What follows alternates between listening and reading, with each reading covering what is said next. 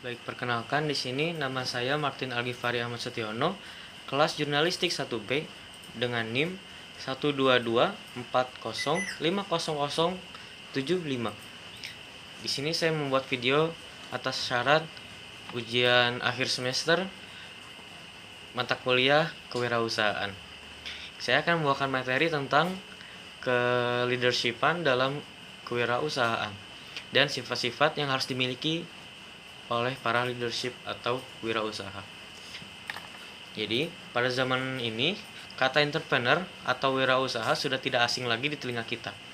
Orang yang membangun atau membuat atau mendirikan suatu perusahaan atau usaha yaitu disebut wirausaha. Leadership dalam wirausaha bisa dimaknai sebagai kemampuan seseorang dalam memimpin orang lain.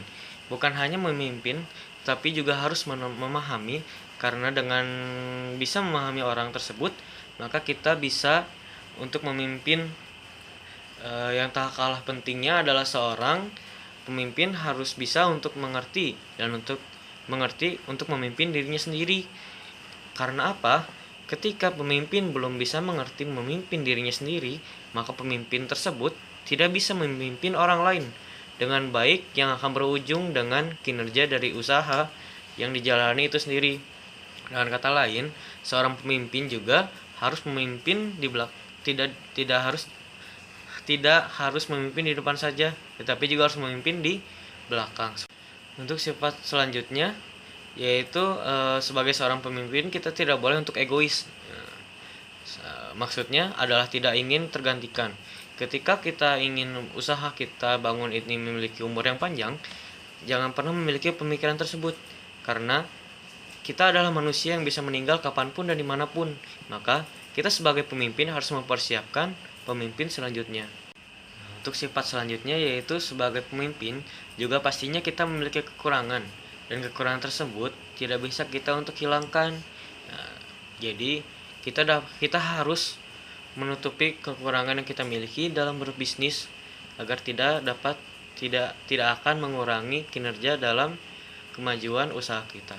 Selanjutnya adalah jadilah pemimpin yang profesional.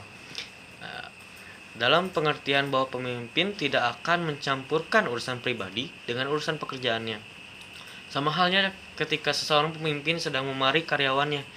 Seorang pemimpin yang berhasil bisa dilihat dari ketika pemimpin sedang sangat marah kepada karyawannya, tetapi karyawan yang dimarahi tersebut tidak sakit hati kepada pemimpinnya, di mana pemimpin tersebut marah karena murni hasil kesalahan pekerja, tidak ada sangkut pautnya dengan masalah pribadi. Sifat yang selanjutnya, seorang pemimpin tidak selalu benar, karena pemimpin bukan hanya didengar, tetapi juga mendengar. Ketika dalam suatu pembahasan atau diskusi atau meeting, sebagai seorang pemimpin jangan memposisikan diri terlalu mencolok sebagai pemimpin, tetapi posisikan diri dengan karyawan yang lain sama sebagai satu tim, sehingga dalam pertemuan tersebut semua orang bebas untuk berdiskusi dan mengungkapkan pendapatnya, dan bisa membuat pertemuan atau meeting berlangsung memperoleh hasil yang maksimal.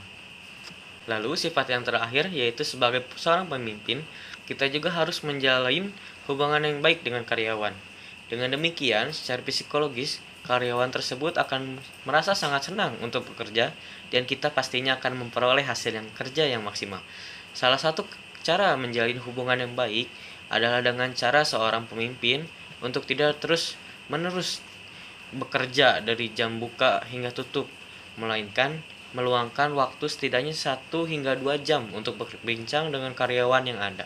Jadi, hal-hal tersebut merupakan beberapa aspek yang perlu dimiliki sebagai seorang pemimpin, sehingga usaha atau perusahaan yang dibangun bisa bertahan dari waktu ke waktu. Seorang pemimpin sangat penting dalam suatu perusahaan. Maka jika pemimpin sukses, maka usaha atau perusahaannya dapat berjalan dengan sukses.